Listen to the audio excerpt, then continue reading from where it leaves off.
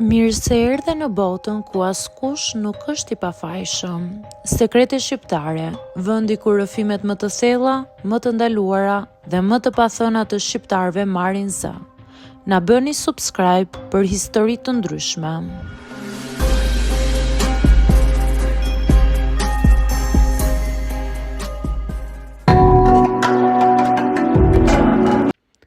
Këtë fjali e kam mbajtur brenda vetes për vite me radhë si një gur që më rëndonte në gjok sa herë merja frym. Unë quhem Elena dhe kjo është historia ime. U rrita në një shtëpi të vogël me mure të çara dhe heshtje që fliste më shumë se fjalët.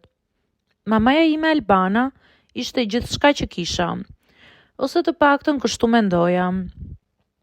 Babai ishte larguar herët dhe jeta jon ishte kthyer në një luftë të përditshme me varfërinë. Albana punonte her pas here, por parat nuk mjaftonin kurrë.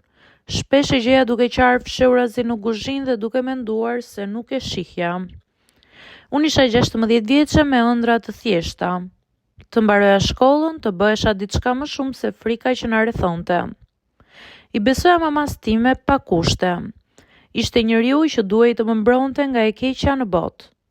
Një mbrëmje, ndërsa lidha flokët para pasqyrë thyer, ndjeva një shqetësim që nuk po më linte rehat. Duart më dridheshin lehtë. Zgjodha një fustan të thjeshtë, atë që Albana më kishte bler muaj më parë dhe që e ruaja për ditë të veçanta. Nuk i dija pse, por diçka më thoshte se kjo nuk ishte një ditë si gjithë të tjerat. Dolëm nga shtëpia pa folur. Rruga ishte e qetë, dritat e zbeta të llampave rrugore krijonin një hije të gjata që na ndiqnin pas. Ecja një hap pas mamas time dhe vështroja shpinën e saj të përkulur. Doja t'i kapja dorën si dikur kur isha më e vogël, por ajo i mbante duart e fshehura në xhepa. Distanca mes nesh më dukej më e madhe se kurrë. U ndalëm para një ndërtese që nuk e kisha parë më herët.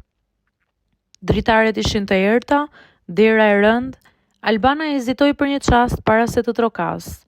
Aty e pash për herë të parë frikën në fytyrën e saj, ose ndoshta ishte diçka tjetër. Diçka më e rëndë se frika.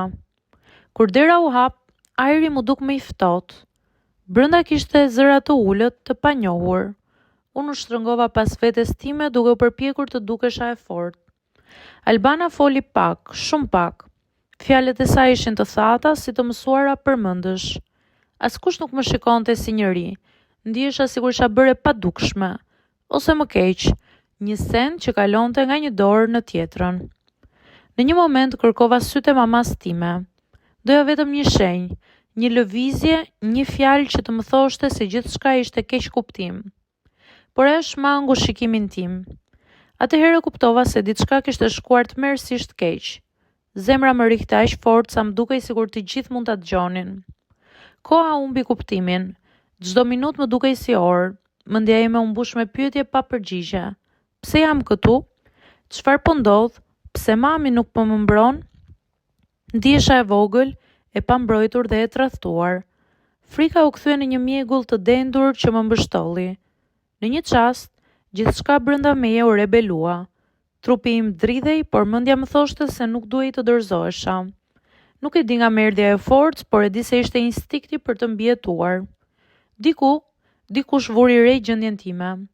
Një zë u ngrit, një derë u hap, gjërat nuk shkuan siç ishin menduar.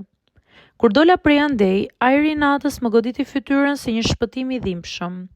Po qaja, por isha gjallë. Nuk ktheva kokën pas, nuk doja të shija Albanën. Në atë moment, nuk ishte më nëna ime, ishte njeriu që kishte zgjedhur të më shiste. Ditët që pasuan ishin shumë të mjegullta. U gjenda në vende të huaja me njerëz që përpiqeshin të më flisnin butë, por fjalët e tyre më dukeshin të largëta.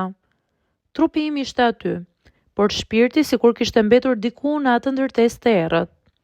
Çdo natë zgjohem nga gjumi me të njëjtin mendim. Si munda t'i besoja? Më mungonte nëna ime, jo Albana siç ishte bërë, por Albana që mendoja se kisha pasur. Ajo që më përqafonte kur isha e vogël, që më thoshte se bota ishte e rrezikshme, por ajo do të ishte gjithmonë aty për të më mbrojtur. Tani e kuptoja se ndonjëherë rreziku vjen nga vendi ku ndihesh më e sigurt. Me kalimin e kohës, fillova të flas. Fillimisht me zë të ulët, pastaj më fort. Çdo fjalë ishte një hap larg asaj nate. Nuk ishte e lehtë. Kishte ditë kur doja të zhdukesha, të mos ndjeja asnjë gjë. Por kishte edhe ditë kur ndjeja se po rimerja veten. Albana nuk ishte më pjesë e jetës time. Emri i saj më dhëmbte, por nuk më sundonte më. Po mësoja të ndërtoja një jetë me copa të thyera, duke i kthyer ato në diçka të re.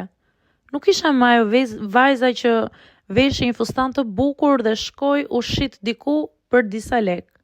Tani e dija se sa e shtrenjtë isha, sa i vyer ishte besimi dhe sa e fortë mund të bëhet një person kur i merret çdo gjë.